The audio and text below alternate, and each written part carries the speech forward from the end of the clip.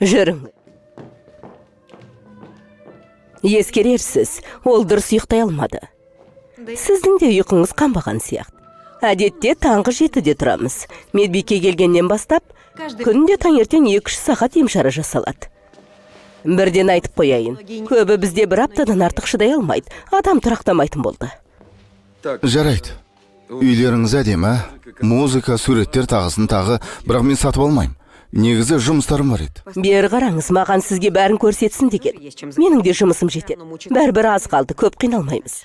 Ары қарай, байланыс орнату үшін радио күтуші бар. Рация сияқты жұмыс істейді. Ол сізді естейді, сіз де оны естисіз. Келісім шарт бойынша сізді баспанамен қамтамасыз етеміз. Мінекей мына жерде дәретхана бар. Ал мына жерде жеке жуынатын бөлме.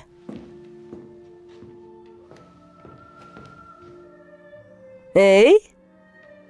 Мұнда.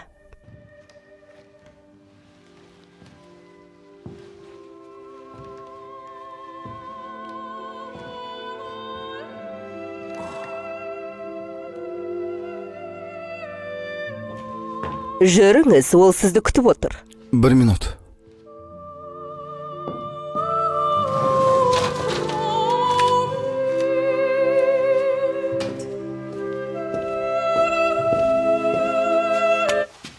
Болды. Қағазыңызға қол қойылды. Үстелдің үстіндегі хат қалтада.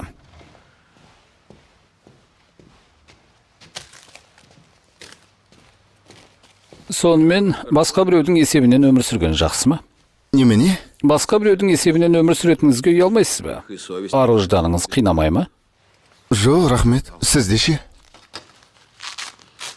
Қалай ойлайсыз? Әлі жұмыс істеуге шамаңыз келе ме?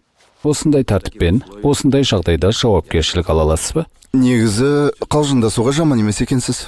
Қалжыңдай алатыным соншалық сізді 1 айға алуға дайынмын. Ертеңге дейін ойлануға уақыт беремін. 2 аптадан кейін қашып кететініңізге бәс тігемін.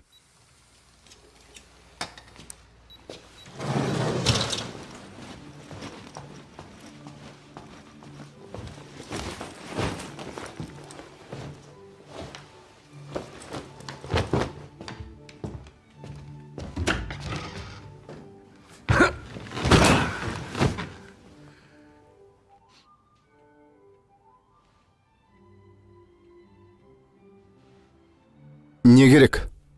Бірде-бір сүйекті, бірде-бір бұлшық етті қалдырма. Бәрін жақсылап қозғалту керек. Терісі де,